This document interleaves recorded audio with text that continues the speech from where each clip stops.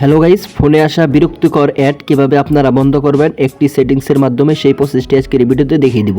তো আমরা যখন কোনো অ্যাপস বা ছবি আপনারা এডিট করতে যান তখন আপনাদের ফোনে এইভাবে কিন্তু বিরক্তিকর অ্যাড আসে, তো আপনারা এটা কিন্তু বন্ধ করতে পারেন না। সো ফ্রেন্ডস, বন্ধ করার জন্য সরাসরি চলে যাবেন আপনার ফোনে থাকা সেটিংসে। তো এখান থেকে সরাসরি আমি চলে যাচ্ছি আমার ফোনে থাকা সেটিংসে। তো সেটিংস একটি ক্লিক করে দিবেন। তো ক্লিক করার পর তারপর এখান থেকে একটু নিচের দিকে চলে আসবেন। নিচের দিকে আসলে এখান থেকে আপনারা একটা অপশন দেখতে পারবেন, কানেকশন অ্যান্ড শেয়ারিং নামে একটি অপশন রয়েছে। তো এখান থেকে যদি অপশনটি আপনি না পান তাহলে উপরে সার্চ বার দেখতে পাবেন, তো এখান থেকে আপনি সার্চ করে কিন্তু এখান থেকে অপশনটি আনতে পারবেন। তো আমার এখানে রয়েছে, তো আমি কি করব, সরাসরি কানেকশন অপশনটি ক্লিক করে দিব। তো ক্লিক করার পর তারপর এখান থেকে আপনারা দেখতে পারেন প্রাইভেট ডিএনএস নামে একটি অপশন রয়েছে। তো আপনারা কি করবেন, এখান থেকে প্রাইভেট ডিএনএস অপশনে ক্লিক করবেন। তো ক্লিক করার পর তারপর এখান থেকে প্রাইভেট ডিএনএস, তো এই অপশনটি এখান থেকে অফ করা রয়েছে। তো আপনি কি করবেন, নিচে দেখতে পাচ্ছেন প্রাইভেট ডিএনএস, তো আপনি এই অপশনে ক্লিক করবেন। তো ক্লিক করার পর তারপরে এখান থেকে একটু লেখালেখি দিতে হবে dns@gar.com।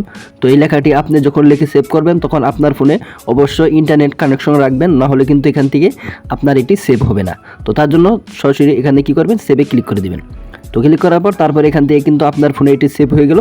তো এখন আপনি যে কোনো ছবি বা যে কোনো আপনি যখন সেভ করবেন তখন কিন্তু এখান থেকে বিরক্তিকর অ্যাড আসবে না, অ্যাডগুলো কিন্তু চিরতরে বন্ধ হয়ে গেল। তো এইভাবে কিন্তু এটা 100% কাজ করবে। তো এই ছিল মূলত প্রসেস। তো এইভাবে আপনারা কিন্তু আপনাদের ফোনে থাকা বিরক্তিকর অ্যাড বন্ধ করতে পারেন। তো ভিডিও কেমন হয়েছে সবাই জানাবেন। ভিডিওটি ভালো লাগলে অবশ্যই চ্যানেল সাবস্ক্রাইব করে দেবেন। দেখা হবে পরবর্তী কোনো ভিডিওতে।